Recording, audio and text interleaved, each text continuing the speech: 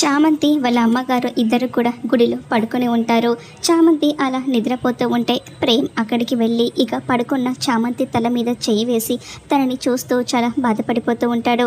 మరోపక్క ఇక రమాదేవి కుటుంబం మొత్తం కూడా పెళ్లి పనులు మొదలు పెడుతూ ఉంటుంది. పంతులు గారు వచ్చిన తర్వాత ఇక గుంజ నాటడం ప్రారంభిద్దాం, పెళ్లి కొడుకును పిలవండి అని పంతులు గారు అనేసరికి రమాదేవి ఇక వెళ్ళి ప్రేమ్ని రమ్మని చెప్పు అని వాళ్ళ మరదలకు చెప్తూ ఉంటుంది.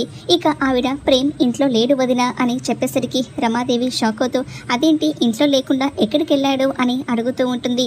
ఇంతలో నిషా ఇంకెడికి వెళ్తాడంటే ఆ పని మనిషి ఇంట్లో నుంచి బయటికి వెళ్ళిపోయింది కదా, దానికోసమే దాని వెనకాలే వెళ్ళాడు అని అంటూ ఉంటుంది. ఇక అలా అనేసరికి చంద్రిక చాలా కంగారు పడిపోతూ ఉంటుంది. ఒకవేళ నిజంగానా అని రమాదేవి అంటూ ఉంటే అవునాంటీ, ఒకవేళ ప్రేమ్ కనుక ఆ చామంతి కోసం వెళ్ళుంటే కనుక ఈరోజు ఇక్కడ గుంజ నాటడం కాదు, మా పెళ్ళి క్యాన్సిల్ అయిపోతుంది అని ఇక నిషా రమాదేవికి వార్నింగ్ ఇస్తూ ఉంటుంది. ప్రేమ్ మాత్రం గుళ్ళో ఇక చామంతిని చూస్తూ చాలా బాధపడిపోతూ ఉంటాడు. మరి ప్రేమ్ చామంతి కోసం వెళ్ళిన విషయం తెలిసి రమాదేవి ఏం చేయబోతుంది? ఈ పెళ్ళి ఆగిపోతుందా? ఏం జరుగుతుందో రాబోయే ఎపిసోడ్లో చూద్దాం.